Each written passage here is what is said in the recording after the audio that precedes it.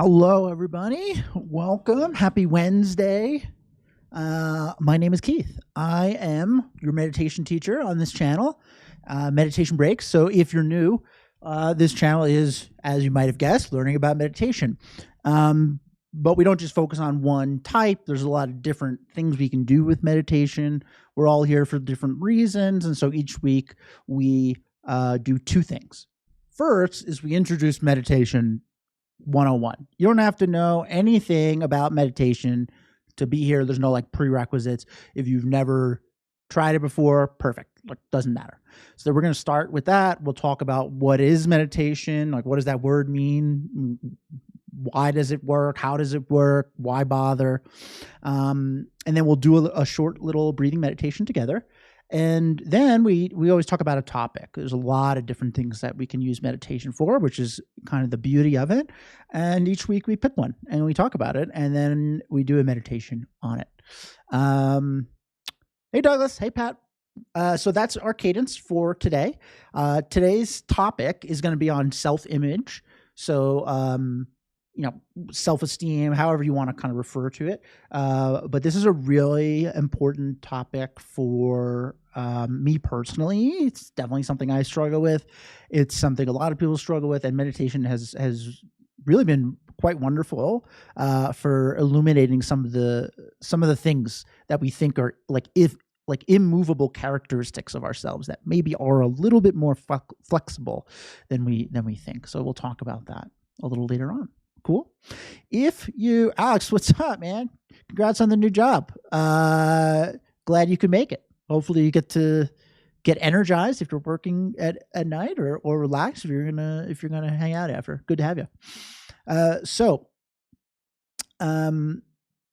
If you have any questions while we're doing any of this, please feel free to ask. That's the beauty of this being a live stream. You can ask me if something's not clear.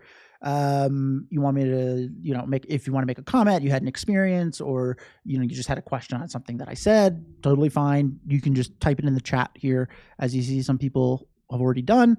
And I will get to it as soon as I see it. There's no need to wait for me to be like, question time. Just, send the questions. I'll also give out my email towards the end of the live stream for anyone who has a question that they think of after the class is over, or if you just more comfortable doing it that way, that's fine. All right. So what is meditation? We have this image of it as sitting cross-legged, eyes closed. We're relaxed, right?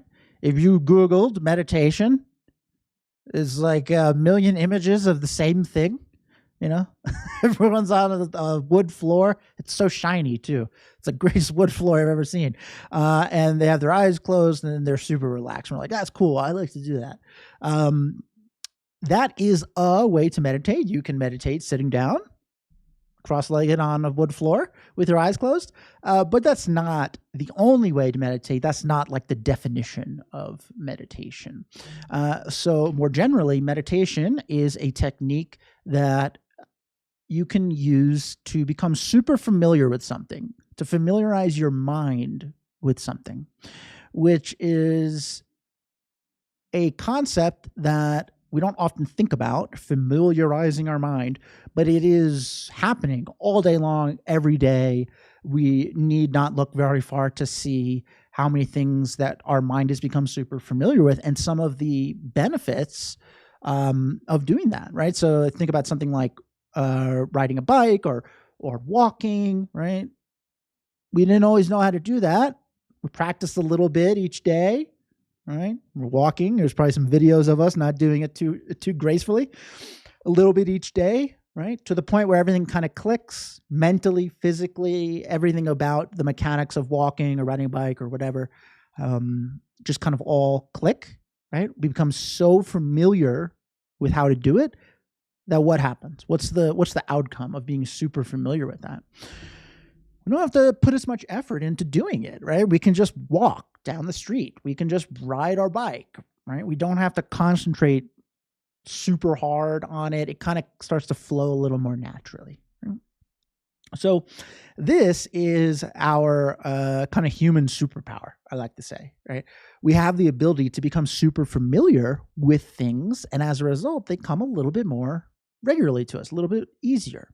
So in terms of relaxing, right, which is why a lot of people, hey Nina, a lot of people are interested in meditation.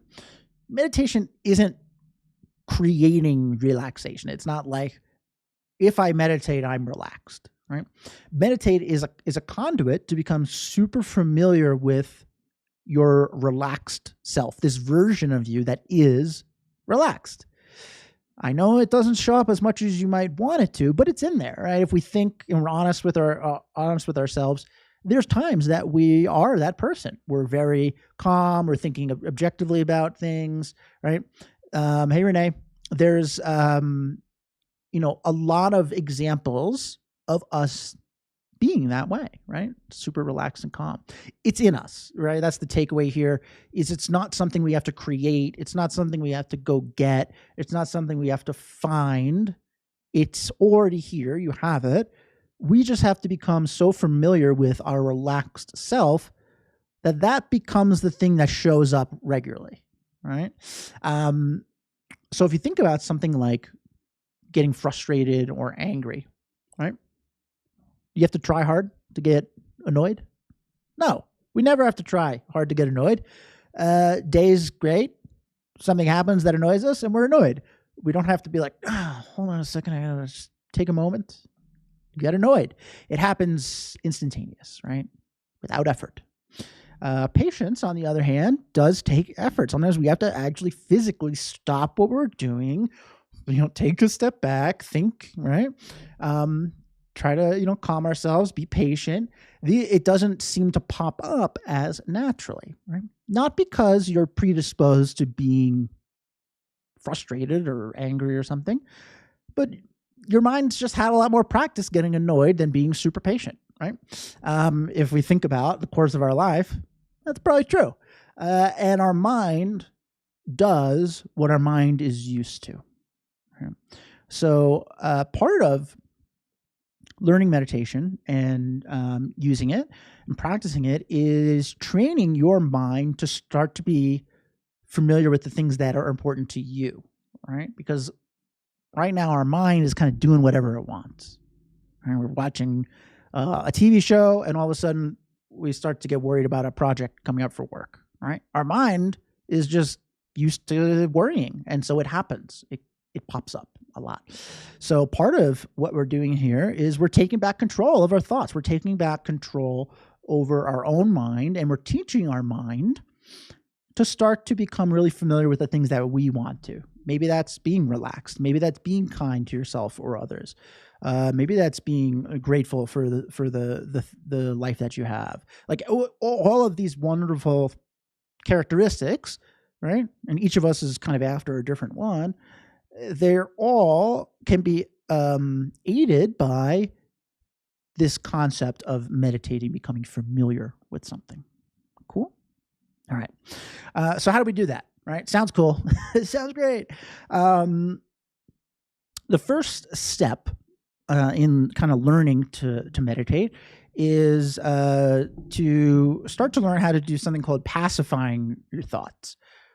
You got a lot of thoughts up there. I don't know if you've noticed, but your mind is like constantly dodging between things. There's a sound. Oh, I got that project for work. Oh, I got to remember to do this. Oh, what was that itch? Like, this is our mind on a daily basis, just constantly being bombarded. And because this has been the default for so long, our mind views this as very normal. Right? This is how it is. I'm busy, right? And while this kind of multitasking can be good for getting a bunch of worldly tasks done, not the best for being super relaxed while doing it. Right? So what we're going to do is something called breathing meditation. You probably heard of it, and it's a really great way to start to pacify the busyness in our mind. We're going to focus so exclusively on one thing called single-pointed concentration, we're going to focus so exclusively on one thing, our breath in this case, that there's not going to be any room for that other stuff, right? If you think of your mind as like a finite, like it's a room, right? There's only so much stuff you can cram in there, right? So if a large part of that room is being dedicated to focusing on our breath, right? And maybe not as much room for being worried about work, right? So one of the things that we're going to do here together is this concept of pacifying our mind, right? And don't get frustrated if at first it's difficult, because this is new, right? This is not something that you normally do. And so anytime you do something that's not, familiar, it takes a little effort, particularly this, right? Your mind is not used to doing this. Your mind is used to thinking about as many things as possible. In fact, that's like encouraged. It's something that we expect of our mind to be productive, right? Do more, do more, do more. And so we're going to ask our mind to do the opposite of that. So we're just going to give it a shot, right? And meditation is a very slow burn. It is not something that's going to just be like, like overnight, like I feel amazing. I'm not annoyed anymore or ever. It's a slow burn, but it is a really awesome way to start to see lasting change, because you are starting to dictate where your focus is. Cool. Riley, it's hard not to think about things and just relax, especially if these things are stress or work or very important. Yes. And I'm glad you brought this up, because this is a very important thing to note. When most people start meditating, naturally, we're like, I'm going to meditate when I'm anxious, or I'm going to meditate when I'm stressed, or I'm going to meditate when I'm annoyed, right? Here's this technique that's supposed to help me with that, and I'll do that when that thing is happening. But when we're in the throes of anxiety or anger or whatever, it can be increasingly more difficult to kind of settle down, like we're going to do with breathing meditation. And so it is really important to practice meditation, not just when you're not feeling great, right? It's a daily practice, and it's not something you need to dedicate hours to. 2 minutes in the morning, 1 minute, doesn't matter. Consistency every day is really the most important, for that very reason, to be able to start to get your mind used to doing this as like a default, to being like this as a default, and not just as a crisis response. Right? Cool. All right. Okay, so let's give it a shot. If you've never done breathing meditation before, instructionally, pretty straightforward. 3 steps. First, we're going to choose to focus on our breath, single pointedly, exclusively. And it may sound like a silly step, but sometimes we will do something similar unintentionally, like a flow state or something. We're working on something at work, just get really plugged in. We lose track of time. We don't hear sounds. It's a similar kind of vibe, but we want to practice teaching ourselves to like do this on command, right? So we're going to just kind of say to ourselves, I am going to focus on my breath, and that's it, right? For the next couple of minutes, right? Even if you don't believe it, you're just like, we're forcing it, right? That's what we're going to say to ourselves. And then I will be guiding this meditation. And whenever you notice your attention is no longer exclusively on your breath, and be honest with yourself, it doesn't matter how many times you get distracted. The goal here is to just notice and then be able to reset. So whenever you catch yourself drifting, thinking about work or, thinking about something else, whatever, something happened earlier, we're going to be like, not right now. That's what we say to those thoughts. Not, hey, those thoughts are unimportant. Those thoughts are important. All thoughts are important. They're our thoughts, but not right now, right? We're making a choice to do something, and we're going to train our mind to follow suit, right? So we're choosing to focus on our breath. We're noticing when our attention drifts from it, and then we're just going to guide our attention back. We're going to do this like a loop as many times as you need to over the course of the 5 minutes that we'll be doing this. And over time, you're going to find that you can stay focused on your breath a little longer. And as you do that, not as much busyness in your mind. We're going to relax a little bit, even just a little bit, right? Mary, I try to be more consistent with the daily. Yep. Most important thing, if you take away nothing else from today, is try to do this every day. It does not matter how long, right? So I tell people, be honest with yourself. What can you commit to? And then cut that in half. It could be 30 seconds, right? In the morning, that is way better than an hour once a month for making this kind of instinct, like second nature, right? To get your mind used to this. Cool. Okay. So first thing we're going to do is get comfy. You do not need to sit on the floor. I'm sitting in a chair. You too can sit in a chair. You can sit on the floor. You can lay down. Do whatever you want. Just make sure you're relatively comfortable. That way you're not hyper-focused on being uncomfortable. But wherever you feel best is fine. There's no perfect way to sit or anything like that to be able to do this. All right. And then you can go ahead and close your eyes. That'll minimize some of the visual distractions. And I'm going to guide us through about a 5-minute breathing meditation.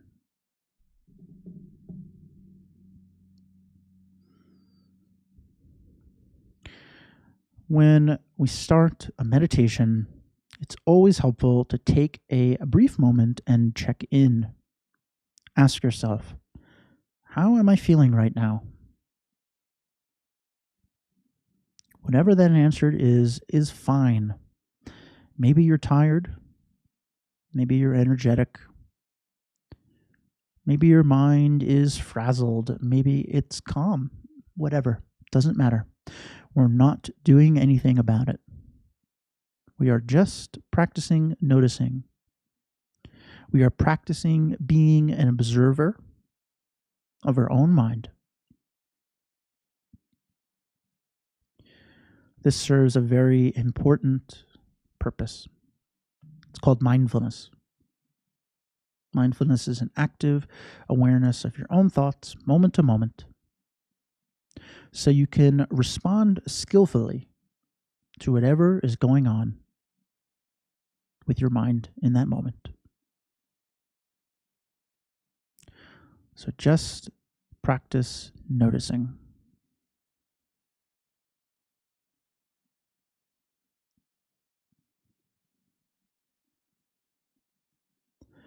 And having done that, you can now turn your full, undivided, exclusive attention to your own breath. Breathing in, breathing out.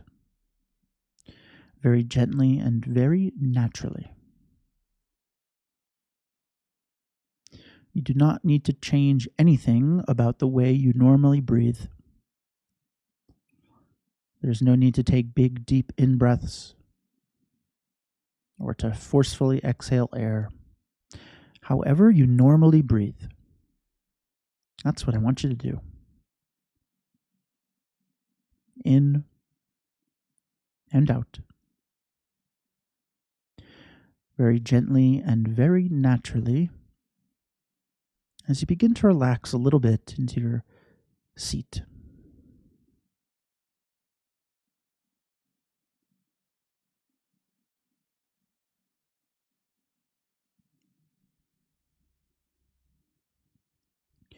Single-pointedly focused on each and every moment of your breath. Can you follow the entire journey of the air? As you breathe in, can you follow the air as it enters your body, sits, and then can you follow that air as it exits back into the atmosphere?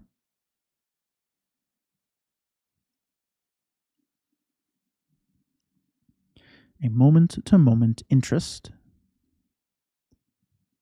fascination with each breath, in and out. very gently, very naturally.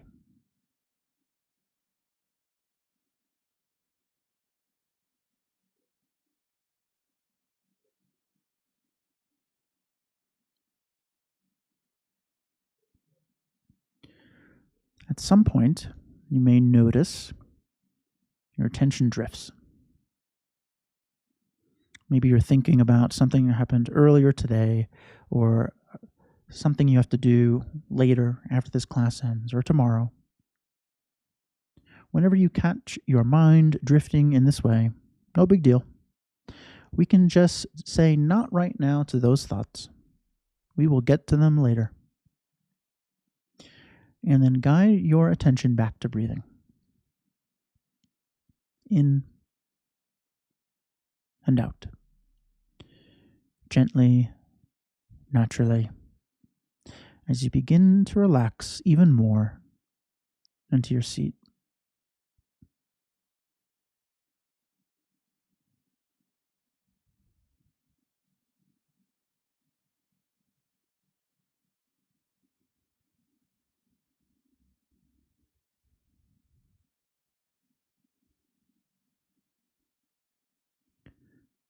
Solely focused on each moment of your breath.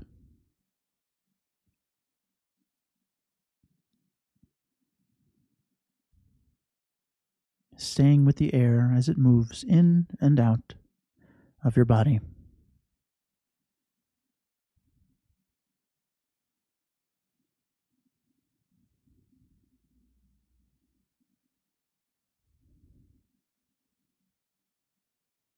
Feeling your shoulders rise and fall. Feeling your chest expand, contract. Totally plugged in to breathing in and out. Gently, naturally.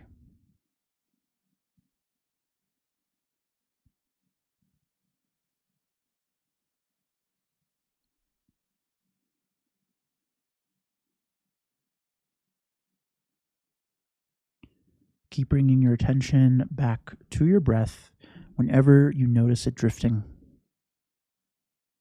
This process of choosing to focus single pointedly on your own breath, noticing when your attention drifts, and then being able to guide your attention back to breathing.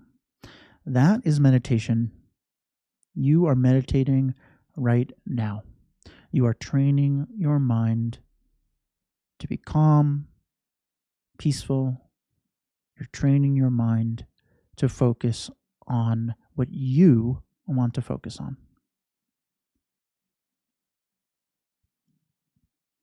And right now, the only thing you want to focus on is breathing in and breathing out. Gently, naturally.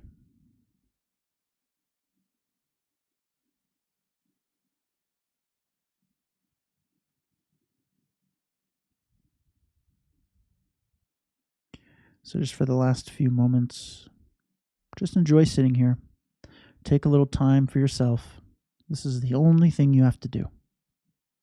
Just sit here, breathing, and enjoy it.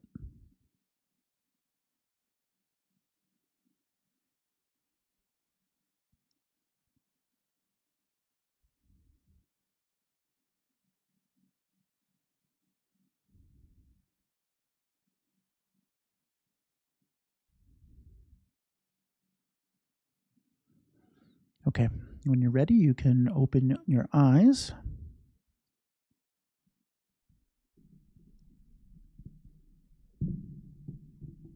Hello. Marina, welcome. Good morning. There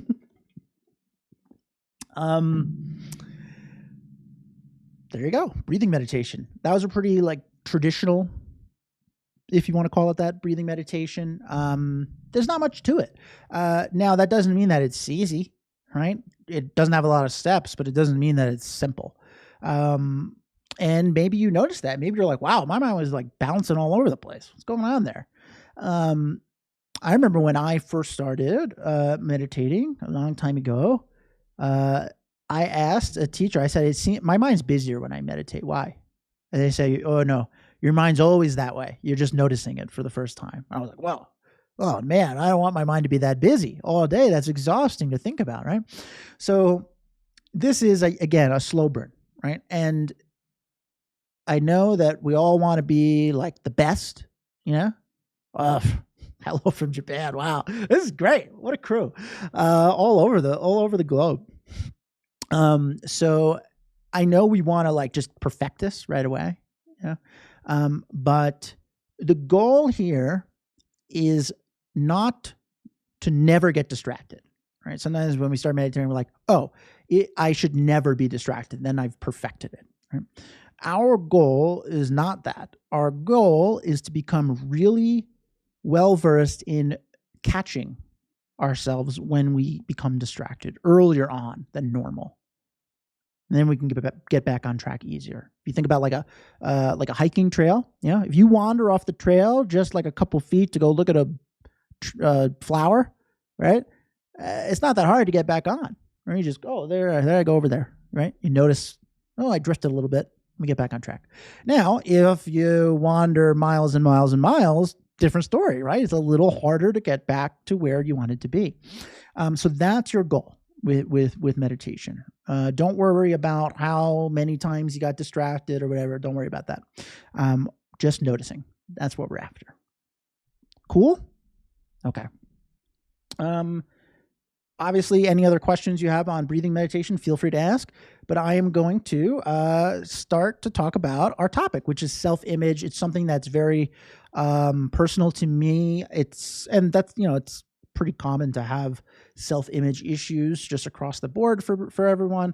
We're very hard on ourselves, right? And this, I think, is a good set of tools to start to chip away at some of these personas that we kind of have crafted for ourselves. And I'll talk a little bit more about that. Right?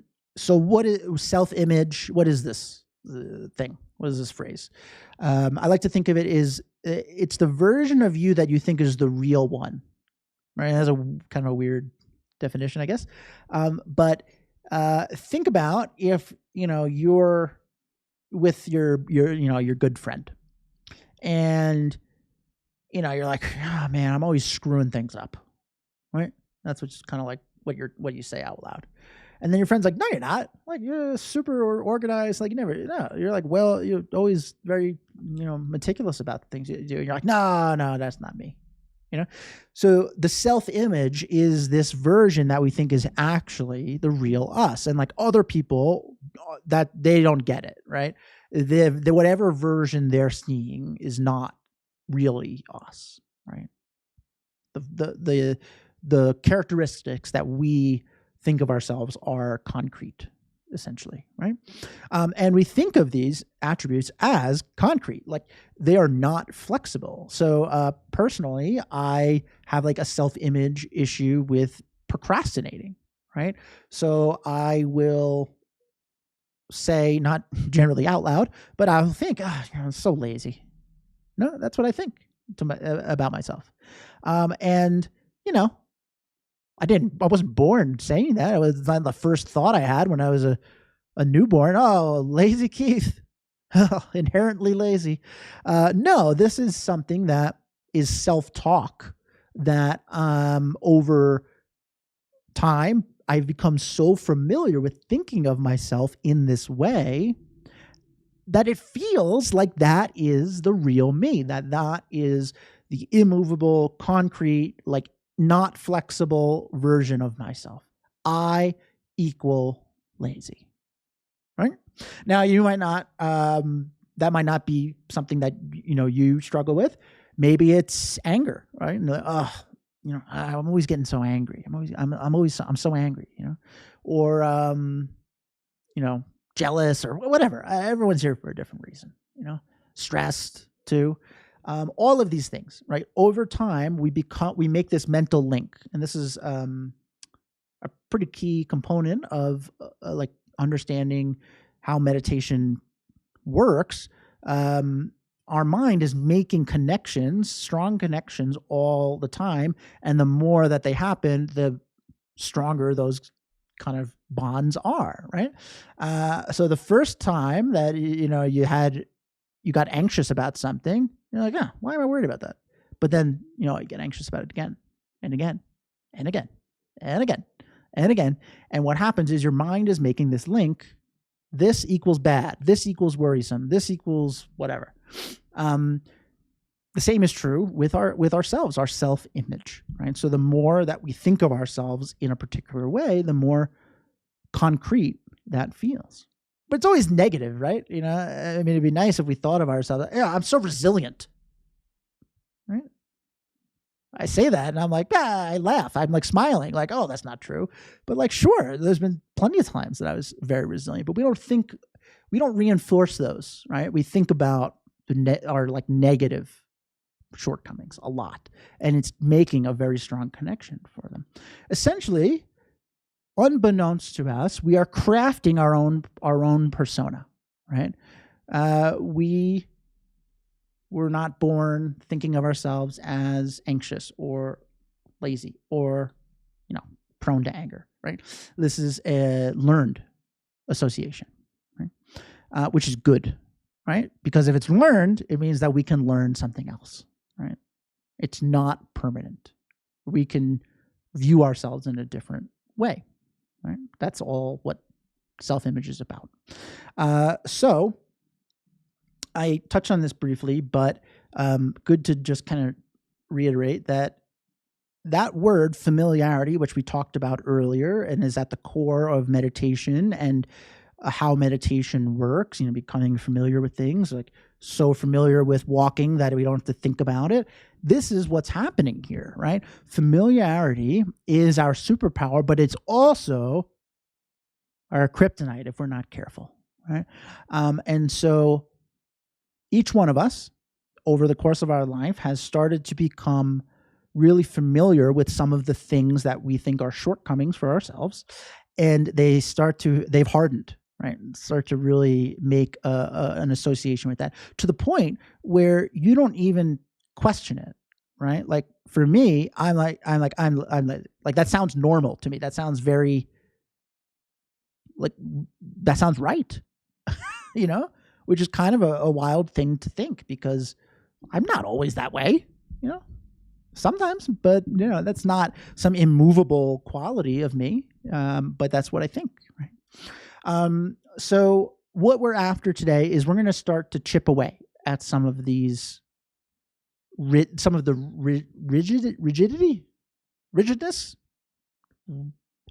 rigidness of our self-image, right? Kyoko, I realized that I had kept telling me something harsh I never told my friends some years ago, so I'm aware about it now, but it's sometimes easier to be mean to myself. Amazing insight. It's actually one of the steps we're going to talk about doing. Like we're going to go through 3 different ways you can kind of start to, help with self-image. And one of them is exactly what you said, right? So I won't spoil it, but we're going to get to it in a second. And I'll revisit your comment here. But the comparison of how we talk to ourselves versus like our best friend is a really interesting thing to surface during meditation or even just thinking, right? Andre, rigidity. More flexible thoughts, or when I tell myself that I can change. Yes, right? And it will take time to believe this, right? But if we are honest with ourselves, right? Like if we can all agree, like, hey, I've learned to become good at my job. I have learned to become good at walking. Like there's no reason we can't learn to have a different self-image. Like that's what's so awesome about being a human. Is that's our gift, is we can learn, we can change, right? Our mind. Awesome. Okay, so we're going to talk about 3 things today. And the first, I'm just going to say it. When I was first learning this, I was like, this is corny. I'm not doing it. Right? That was like super cynical, Keith. So what this is changing the way we talk about ourselves, right? Or to ourselves. So I mentioned before, and I'm going to use the example for me personally, but again, this is not just for like feelings of procrastinating, but it can be anything, right? But for me, like, I have this tendency to view myself as very lazy. And so I think I am so lazy, right? That's what I think, particularly when something happens where that crops up, right? So what if instead of saying I am so lazy, I said something like, my mind is experiencing some laziness right now, right? It's a subtle change, right? Or somebody, I wish I could remember who it was. I would love to give them credit. Whenever I teach this, I say it. They say, my mind is experiencing some technical difficulties. I thought that was hilarious. Like, is some lightheartedness there, right? So what's the key difference? It's a subtle change, but what is the key difference? There's no I, right? We are removing the word I, letter I from this, right? We are not saying I am so lazy, I am so unhappy, I am so sad. We're removing I, and we are merely noticing that our mind is experiencing this emotion, right? Feelings of being unmotivated, feelings of sadness, right?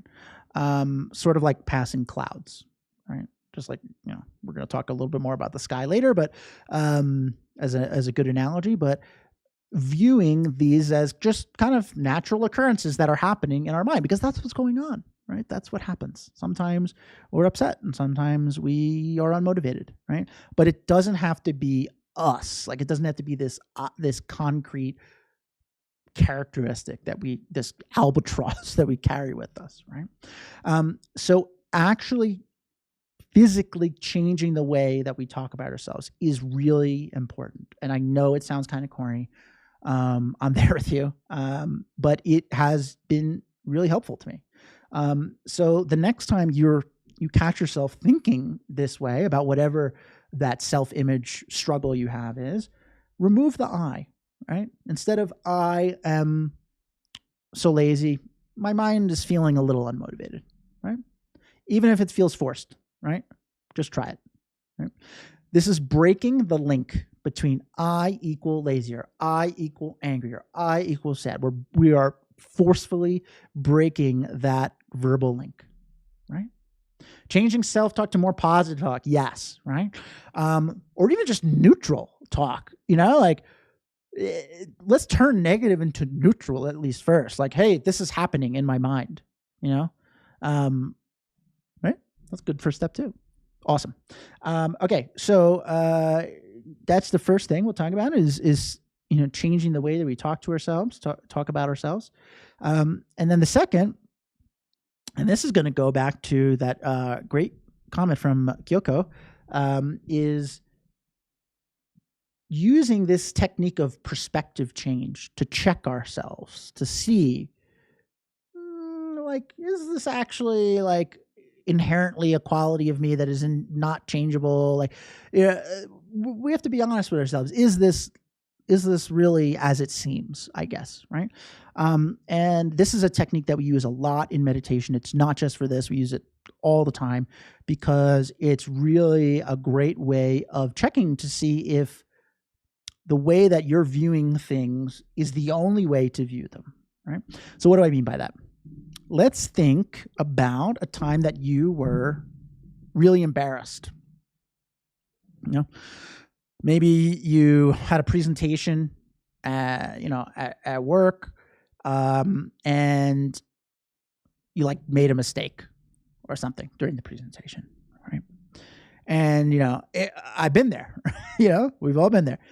It's all we can think about after. Oh, everyone must have thought I was so dumb, or we go down this rabbit hole. I'm probably not going to get promoted. What if I get fired? I can't believe I screwed that up.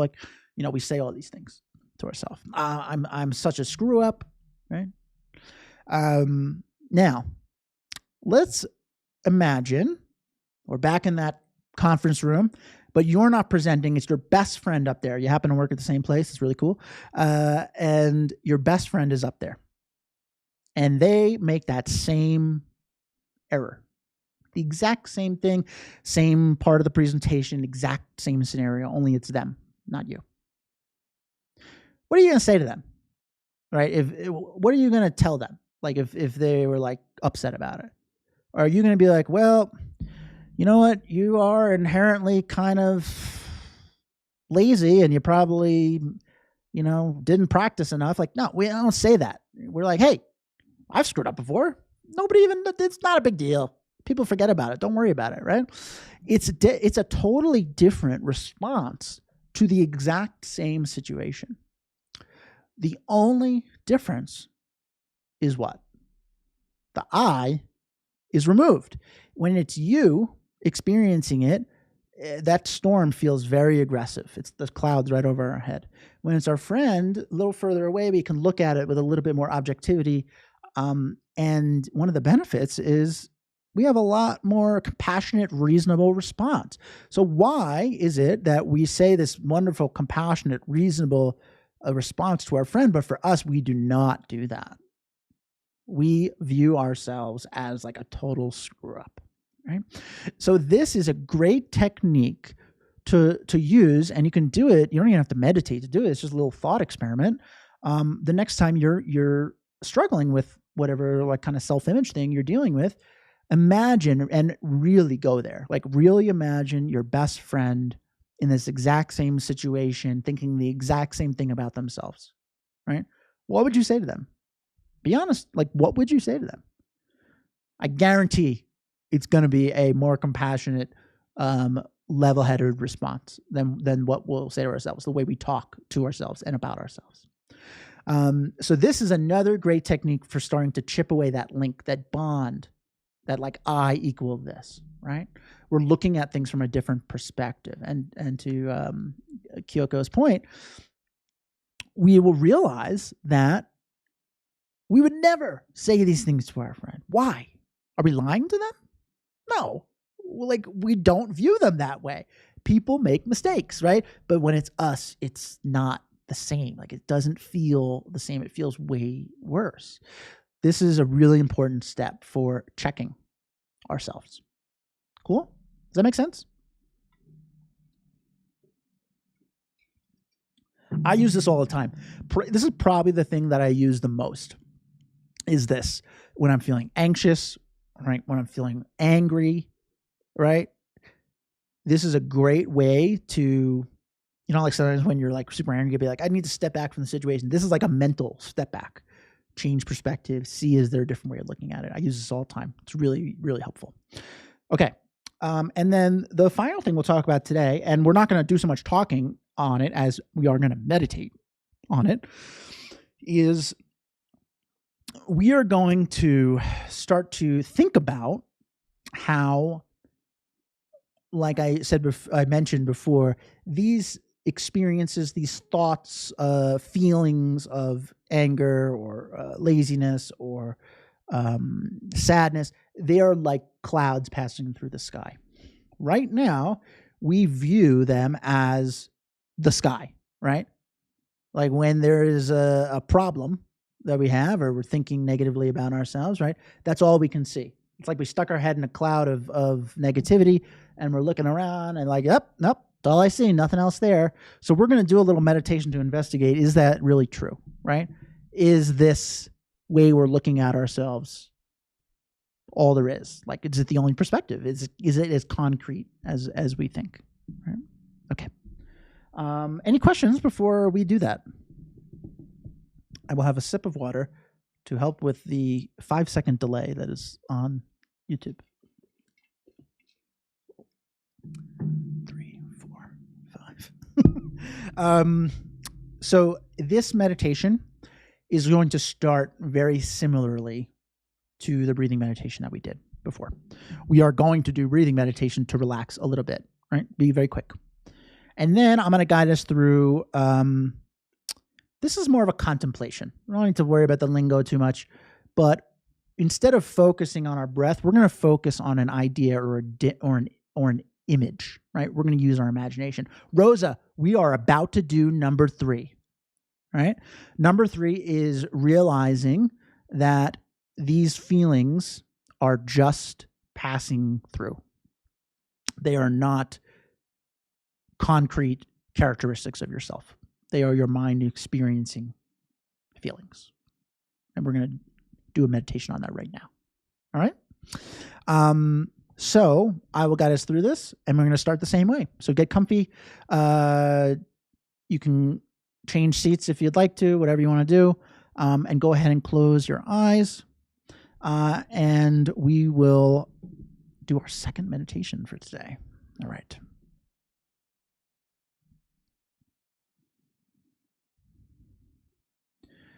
Once again, let's just take a moment and check in. How are you feeling right now? We're not comparing it to before. Before is done. Just now. How are you feeling right now?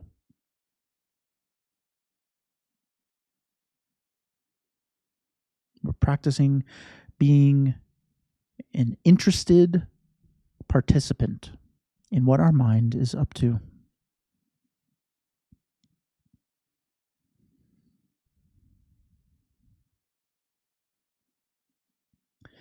And having done that, you can now, once again, make a choice to choose to turn your full undivided attention to your breath. Make that choice. Say it to yourself. And then start to focus on breathing in and breathing out very gently and very naturally.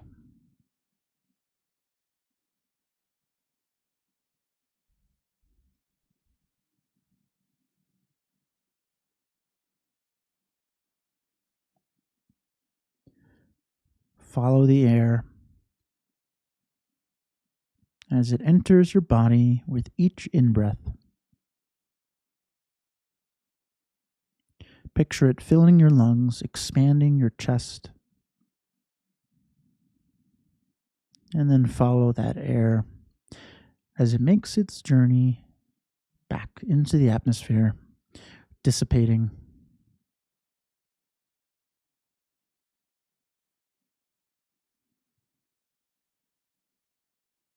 Single-pointedly focused on each moment of each breath. In and out, very gently and very naturally, as you begin once again to relax into your seat just a little bit.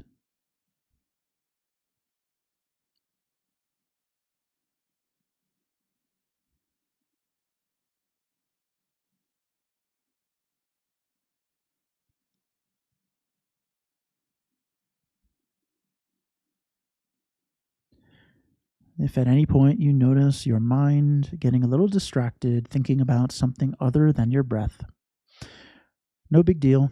This is what our mind does. It thinks. We can just say, not right now to those thoughts. We'll get to them later. But right now we're going to put them aside. And then guide your attention back to breathing in and out, gently and naturally.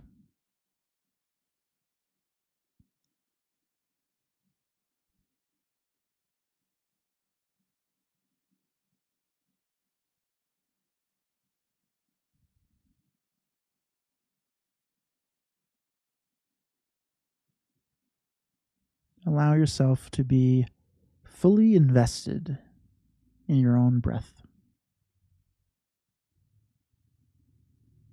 Maybe you'll start to notice some things about breathing that you hadn't really thought of before.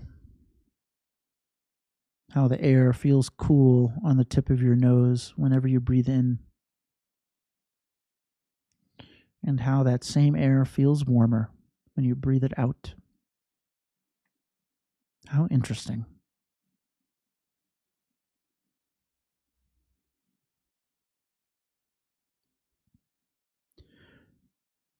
Your shoulders are rising and falling. Every part of you an active participant in each breath, in and out, gently, naturally.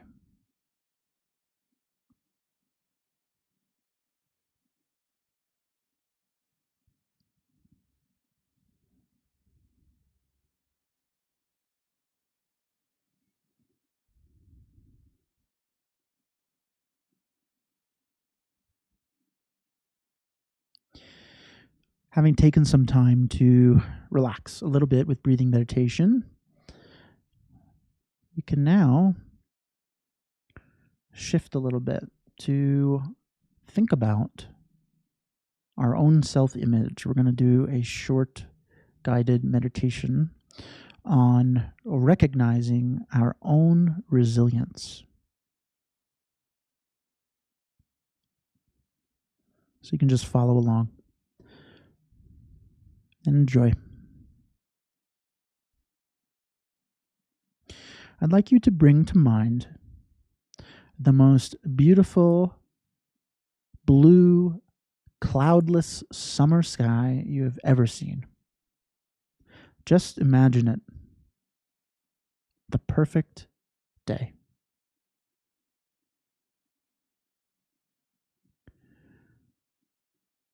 Really picture that blue sky. Put yourself there. Just imagine it.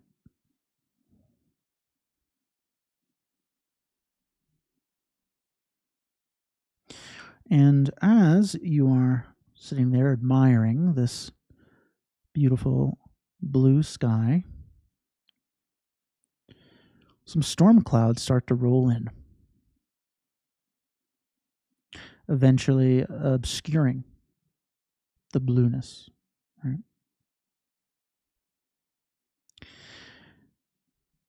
If I were to ask you to describe the sky now that it's cloudy, what would you say? You would say the sky is cloudy. But is that true? Is the sky cloudy? If we went up high enough, we know from taking airplanes, above that cloud, what's up there? That blue sky. The sky is not cloudy. The sky is blue, the same as it always is, always was. It's merely just experiencing some cloudiness.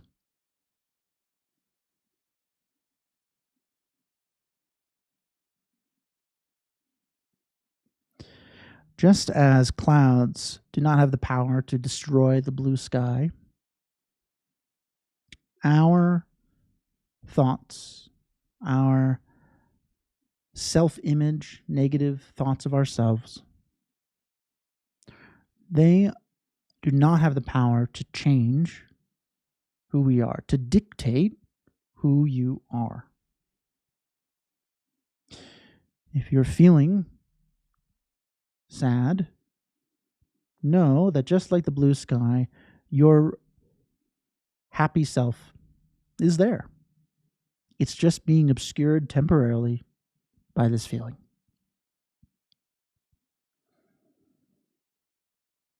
If you're feeling anxious, we can recall this analogy, the blue sky, to know that that calm, cool, collective person, it's still there. It's just being obscured by feelings of anxiousness. This is a very different way of thinking about ourselves. You are a blue sky.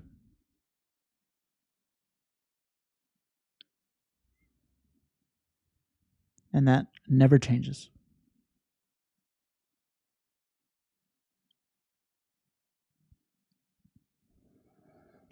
So just for the last few moments, just sit here with that. Imagine yourself as the blue sky.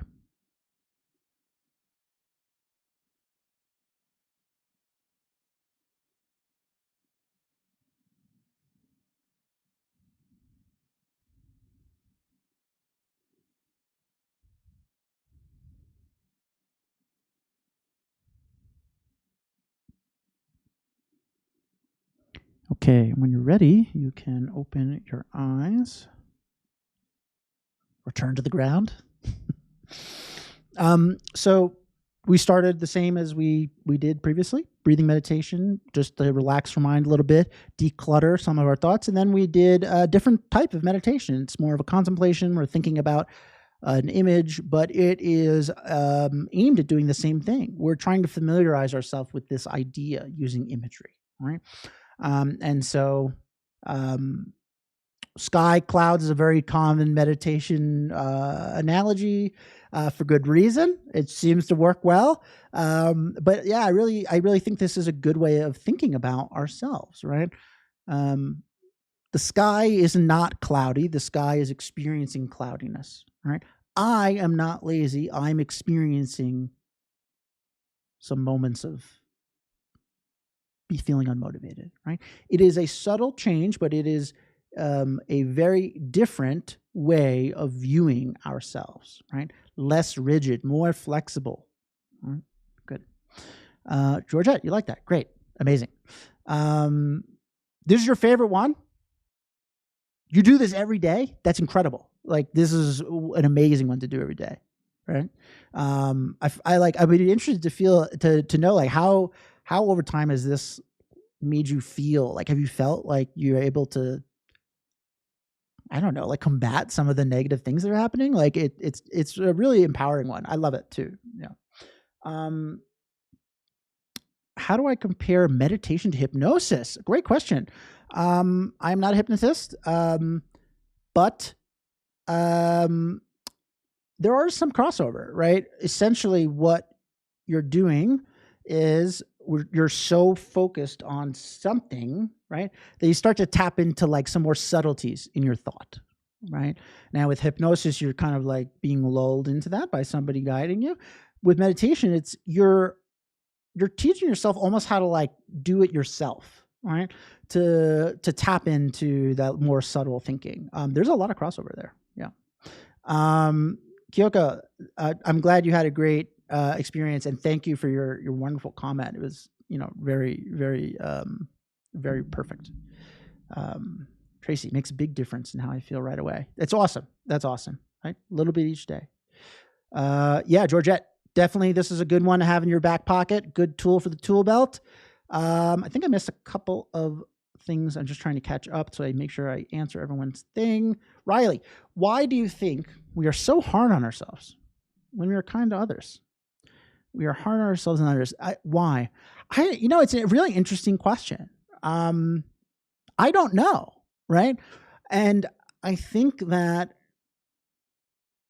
that's okay to not know, because the fact that it's different leads us to believe that we are not viewing a situation objectively, right? So because we have a different response when it's us and when it's somebody else, means that there's something else at play besides the situation at hand, right? Like, if flying was scary, everybody would be scared, right? But that's not how it is. So there's something else at play. So that's an interesting thing to think about, Riley. Maybe that's a good project for you. Why? Think about why, right? Difficult to be objective with yourself. Yes, right? Because when it's us, the storm cloud is like over us, and we're panicking, right? Really good. Rob, we think we know everything about ourselves, but we don't know everything about others. That allows some flexibility in our thoughts of, whoa, but not for ourselves. Wow, Rob, you want to teach a class? That's amazing. Wow, that is so well said, and so brilliant. Wow, like that's such a cool way of thinking about this. Right. We are we know we're this way. There's no other possible way it could be, right? So that's how it is, right? But with others, we don't know everything about them, and we accept that. And so flexibility, right? Amazing. Whoa. Robert, gold star. Amazing. Thank you for that wonderful comment. Can be fear related too. Yes, Mary. Absolutely. Right? Like a survivalist kind of like instinct takes over. Like, right? Whereas other people will like take a moment and think, right? These are all really good things to think about. And they're all aimed at doing the same thing, helping us check our perspective. Is the way I'm thinking about myself the only truth, the only way, or not? Right? Good. Amazing. That's it for today. Great class. If you had a good time, I encourage you to come on back. I will be here next week, and then I will not be here the following week, which may be confusing. Maybe I shouldn't even have said that. I will be here next week. So hope to see you all there. Thank you for anyone who has chosen to subscribe to the YouTube channel during the stream, or if you choose to do so later, or you have previously. Super helpful for me. And a lot of cool benefits for you. All my old videos are on my YouTube channel. You want to go check out something on meditation to help you sleep, for example. There we go. It's there. You also get notifications when I'm going live. So when you forget, don't worry. YouTube's got you. It'll remind you it's meditation time on Wednesdays. And if you are like, man, that was really cool. I am super into this. I would love to do some private study. I do that one-on-one classes. I do them virtually. It is very laid back. It's great. We can focus on something that's super important to you, like very particular to your life. So if that is interesting to you, you can email me and we'll find a time that's convenient for us to meet. So I'm going to put my email in the chat now,